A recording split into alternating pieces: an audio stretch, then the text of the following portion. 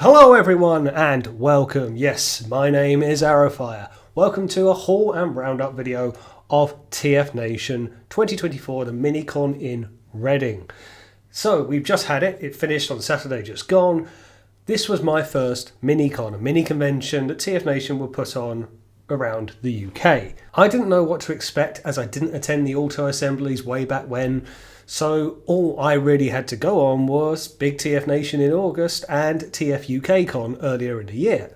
And so this was quite a new experience for me, and when I turned up, it really was a minicon. A layout area at the front with projectors and screens and all the equipment that you would typically see, but on a much smaller scale.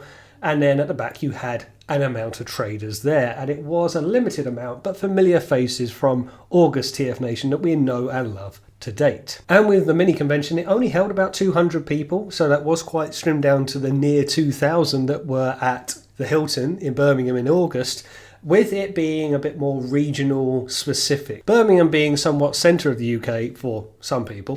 And then you got the southern contingent with Reading. It's coming more south, with the previous minicons being held in Manchester for a more northern contingent.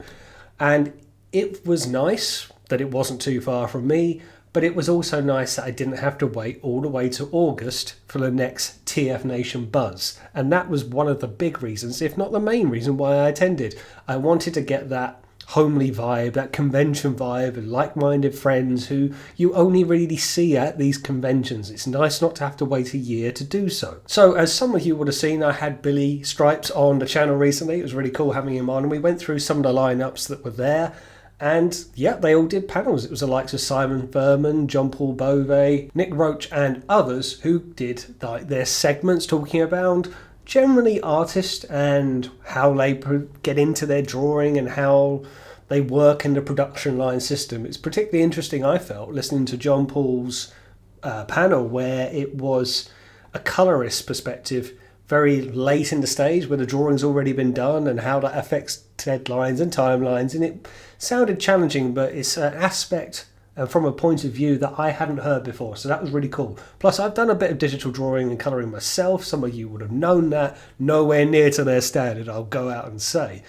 But it was quite cool for me seeing some of the programs they use with the digital pens and the iPad S colouring in, which I have done before myself, so that was quite familiar to me. Towards the end of the evening, you had the Constructicon panel where the TFNation guys would go on stage and take some questions, and really, considering we had TFNation in August, there weren't too many questions to throw out towards them.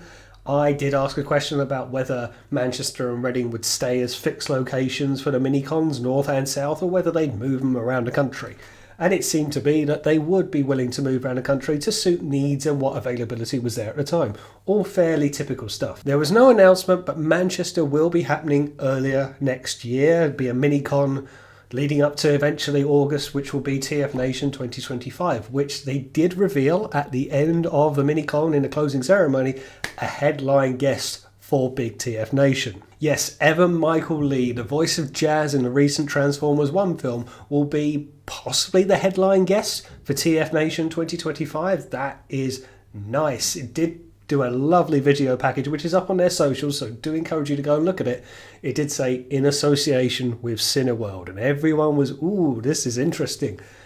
And that's pretty cool to get a recent box office voice actor name. I mean, we've had some pretty big guests at TFNation, so why should we be surprised? And I went up to Billy afterwards and said, again, like I said before, with the working in association with the likes of Paramount, that's a pretty big coup. And it's nice to get a big voice actor name, isn't it? It's nice to get that playing a beloved character such as Jazz, arguably the coolest character. So I'm really looking forward to that for TFN 2025. It's already got the buzz going, even though we are some months away still. Most of the attention I got at the convention was around my hoodie. I wore a Wheeljack hoodie and a lot of people commented on it. It was cold enough, so I did need something. The weather was atrocious, by the way, but that's not their fault. It was nice. It was just a smaller aspect. You could do multiple laps of the Great Hall, the main hall where everything was, but it did give you an opportunity to talk to most people, which you can arguably not do at TFNation, Big TFNation that is. But saying that, Big TFNation is generally a weekend event, so swings and roundabouts, less people but for one day, more people but over 3 or 4 days.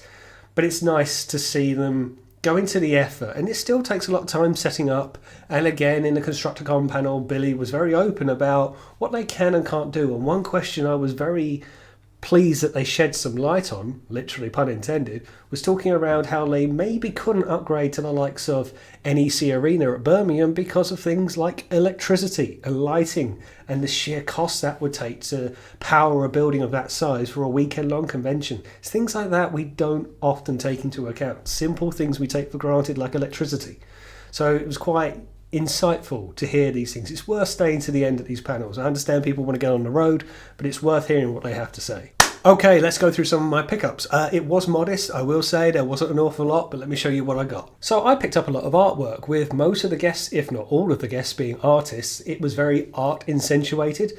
So I finally picked up an image that we've seen online before, Grand Theft Autobot City. And it's pretty much the cover of Grand Theft Auto with the video game box cover, I should say, with the Transformers on them. It is so cool, so nice. You've got Springer, Magnus, Prime, and many, many others. Now, if I've got this right, this was drawn by Casey Collar and then coloured by John Paul Bove, who I bought this from.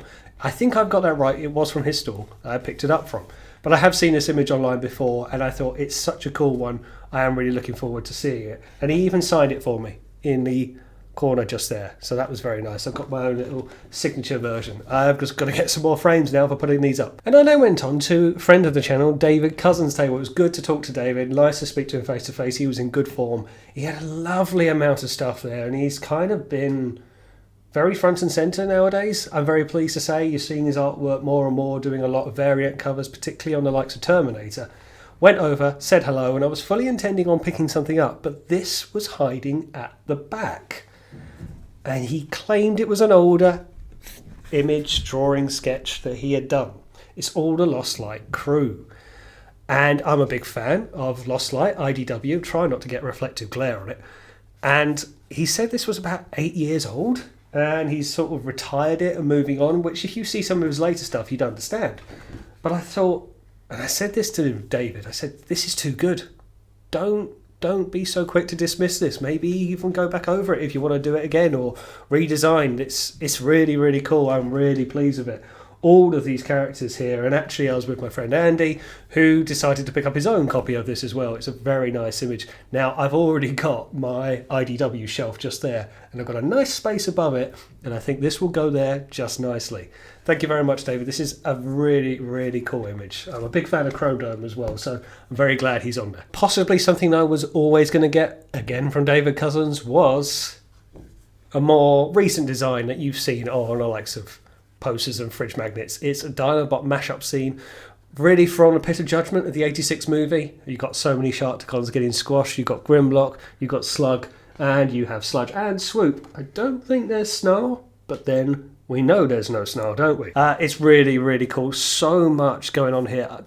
Don't get me wrong, as much as I absolutely love the image, I love like the background. You see like the oranges and the flashes of light yellow going on. It really gives that destructive element. It's really, really cool. So I was probably always going to get this, and again I've got to find somewhere to put this now, but this is a lovely, lovely piece. And I could have picked up more artwork. There was loads of good stuff on sale there, but I've only got so much shelf space available. I've got guitars hanging up here, photos back there, and obviously a Walder collection along here. So I'm a bit limited as where I can display stuff, but I don't see the point of putting it in folders and hiding it away. I want it out for people to see and for myself to enjoy. But don't worry, there was a Transformer pickup. Only one, though. From my good friends at Primetime Toys, I have a Legend Scale, yes, calm down, Legend Scale, Pangu Toys Omega Supreme. Alright, let me tell you. I have a very on-off relationship with Omega. I think he can come across quite boring at times, but then at the same time he is very iconic, particularly if you look at his alt mode and if you have a motorized little tank going around a city with a rocket. There's kiddish things to like about him, which I fall into that trap.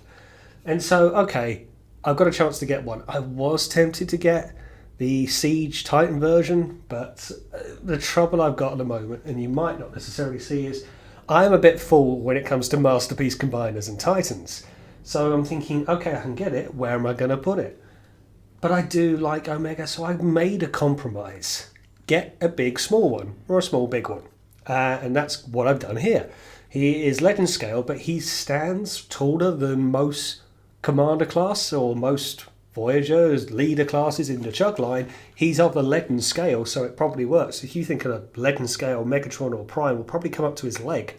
He's considerably bigger still. So there is still the big bot vibe here.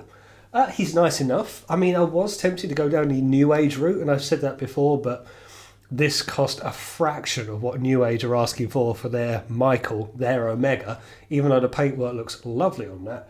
I thought, no, he's cool. I'll take a punt. I'll go for a try. And he's cool. He's nice. He's got all the nice posability. I don't think he's really flush for ratchets. I've got a bit of a loose hips on the go, which is a bit of a shame, but nice enough at the knees. But yeah, he's cool. I'd like the big bot vibe. And I'm pleased I got him. I haven't transformed him yet, but he's nice to standing there being a big, small Omega. There were other things I was going to get, but it's coming close to Christmas and I've got some big characters coming in, big toys, big reviews coming up that's arguably going to drain the bank balance all the more. So I was being a little bit reserved. I knew it wasn't going to be a big spending spree, but it was nice to see what was available. There's some great stuff at Toy Foo as well, some hidden gems here and there, and Space Bridge and the likes. But yeah, it was nice. I was pleased with what I got. And just to finish off by saying it was just nice spending time with people and friends. I didn't take many photos this time. I kind of wanted to just take it all in. And it was just nice seeing familiar faces that you only encounter at conventions and some people you see outside of conventions as well. But it was just nice soaking it up. I feel very glad that I haven't got to wait a full year to have that TFNation feeling, which is a very warm, welcoming feeling. And yeah, it was just nice spending time with friends, good friends that I talk to quite a lot but seldom see. And yeah, I really enjoyed it for that sake.